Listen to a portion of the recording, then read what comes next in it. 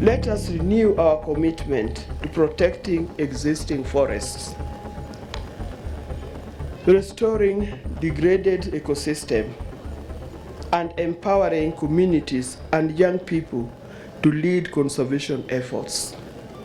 Together, we can preserve the rich biodiversity of Kakamega Forest, advance 15 billion tree agenda, and contribute meaningful to healthier planets. Let us continue planting trees, protecting forests, and inspiring future generations to become guardians of nature. They also help to conserve the soil. Let's continue to conserve them. And as we go on, let us know that our future depends on the trees and conservation of the forest. Without Kakamega Forest, we would not have rivers like River Yala. Without Kakamega Forest, rivers like River Zoya would not be what it is today. So we must conserve, because when we conserve them, we are conserving our future.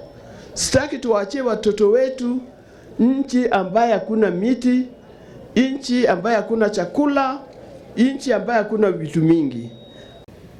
Na upungufu wa msitu wetu ni kwa sababu tumekuwa na ukataji wa miti.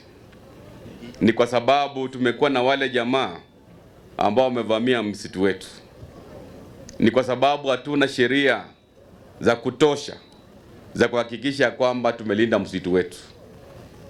Ndiposa siku ya leo mimi ningependa kuomba viongozi wa kitaifa, wanaharakati wote, wanasayansi wakiwemo, na pia wanafunzi wetu ambao wametilia mkazo mambo ya kuhifadhi msitu, tushirikiane ili tuhifadhi msitu wetu wa Kakamega. Msitu huu, mgeni wetu wa heshima, uko na manufaa kadhaa.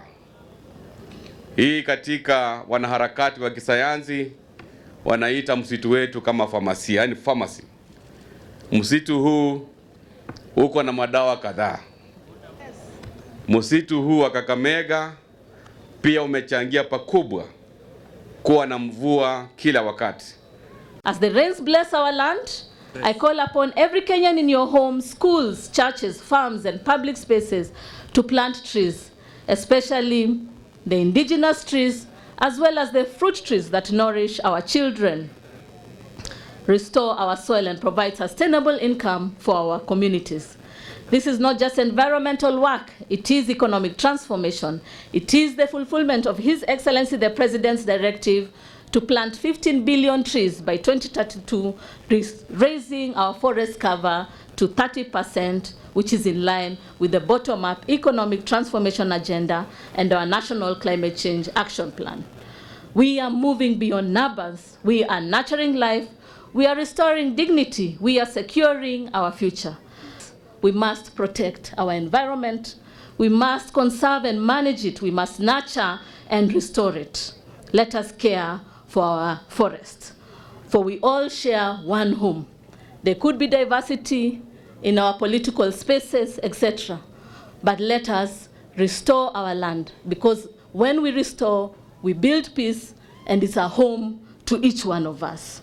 So today, I call on each one of us to go and restore our rainforests.